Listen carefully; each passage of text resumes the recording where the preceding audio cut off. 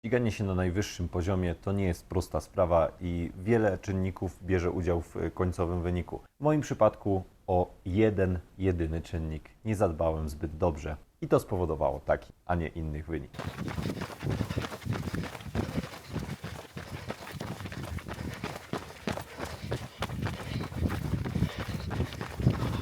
Nazywam się Dominik Tabor, jestem profesjonalnym biegaczem górskim, fizjoterapeutą i osteopatą, a to jest moje podsumowanie pierwszego startu w Golden Trail World Series w USA. Zaczynamy! Tak jak wiecie, z dni przedstartowych spędziliśmy już około tydzień na miejscu, tak aby się zaklimatyzować. Wszystko przebiegało dobrze, wszystko przebiegało po mojej myśli, czułem się ok.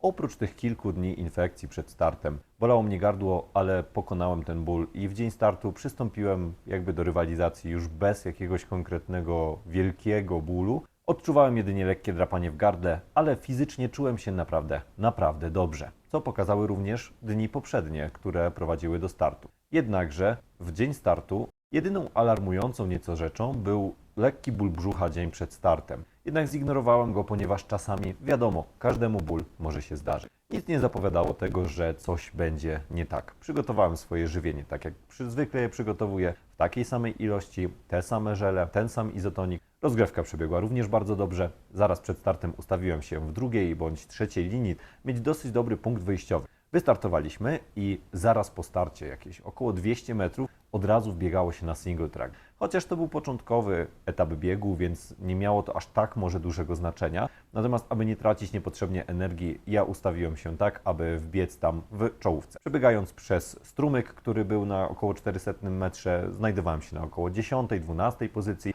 I zacząłem już utrzymywać swoje własne tempo, takie, które wiedziałem, że będę w stanie utrzymać przez te 2 godziny wysiłku. Przede wszystkim nie chciałem zaczynać zbyt mocno, ponieważ w moim przypadku bardzo duże mam tendencje do tego, aby przesadzać w takim pierwszym etapie biegu. Dlatego mocno kontrolowałem swoje odczucia, starałem się, aby to był bieg szybki, ale jednocześnie, żeby ten bieg miał dla mnie taki komfort w dużej prędkości. I to udawało mi się utrzymać. Bardzo fajnie biegło mi się przez te pierwsze 2,5 km do przecięcia drogi, aż do pierwszego podbiegu, gdzie zacząłem nieco nadrabiać, ponieważ wybiegając ku górze, zacząłem dochodzić, mijać niektórych zawodników. Zdecydowanie lepiej tego dnia czułem się na podbiegach niż na dystansie płaskim. Pierwszy podbieg to było około 3,5-4 km, które prowadziły do pierwszego punktu odżywczego. Tutaj również nie przesadzałem i dałem sobie nieco takiego hamulca, aby w późniejszej części biegu mieć szansę nadrabiania i nadganiania nad innymi zawodnikami. Okazało się, że na tych płaskich,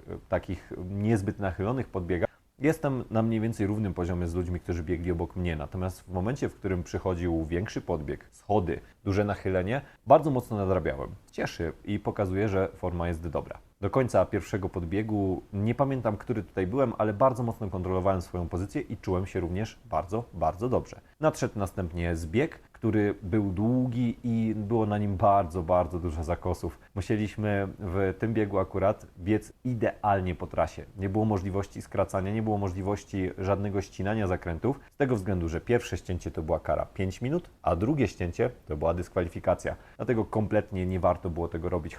Zbiegając do drugiego podbiegu, odczuwałem takie dosyć dobre napięcie mięśniowe, odczuwałem energię. Wiedziałem, że będę w stanie napierać na drugim podbiegu. Biegłem w bardzo fajnej grupie zawodników z Jonasem Soldinim, moim współlokatorem, zresztą tutaj z USA. Biegłem w grupie z Marco Filosim, czyli z człowiekiem, z którym rywalizowałem na finale Narodowego Goldena w zeszłym roku. I później nadszedł drugi podbieg. Na drugim podbiegu mieliśmy okazję sprawdzenia się w dosyć zróżnicowanym terenie, ponieważ zarówno był to podbieg po schodach, jak i podbieg po nieco wypłaszczonym terenie. Teren był dosyć zróżnicowany, natomiast jednocześnie było to takie podłoże, które moglibyście spotkać na przykład w Lesie Wolskim w Krakowie. Szczerze mówiąc, wiele się to nie różniło. Tutaj tasowaliśmy się trochę na tym podbiegu. Ja byłem człowiekiem, który nadawał tempo na tych bardziej stromych momentach, inni nadawali tempo na tych nieco większych wypłaszczeniach i tak dobiegłem do pierwszego punktu odżywczego, gdzie wyrzuciłem swojego flaska i wziąłem pozostałe żywienie. Tutaj zacząłem już powoli odczuwać jakieś takie wiercenie w brzuchu, niezbyt przyjemne odczucie, natomiast wiecie, czasami się to zdarza w momencie, w którym ładujecie kilka żeli w przeciągu tak krótkiego czasu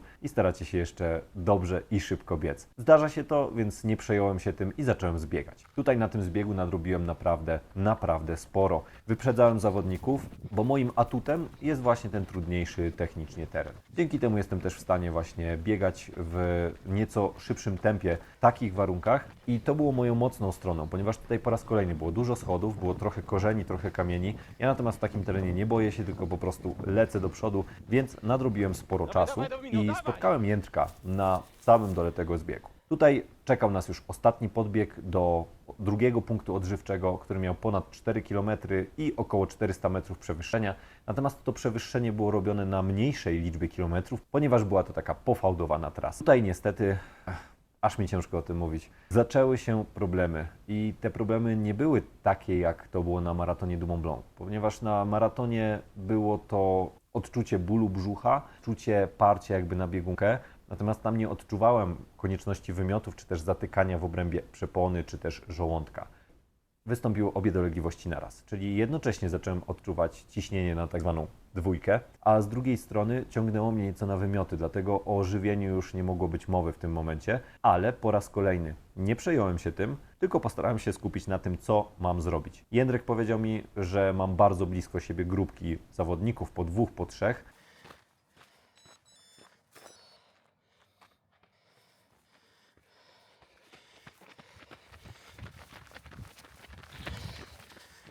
Dominik, za 10 sekund masz zawodnika i kolejni są w dużych grupkach, takich 2-3 osobowych, za następne 20 i od tamtych 30 sekund. Tak więc ciśnij, dawaj! Dawaj, dawaj! I zacząłem właśnie nadrabiać na tym podbiegu. Szybko dogoniłem zawodników 2, którzy byli przede mną. Następnie zacząłem zbliżać się do następnych.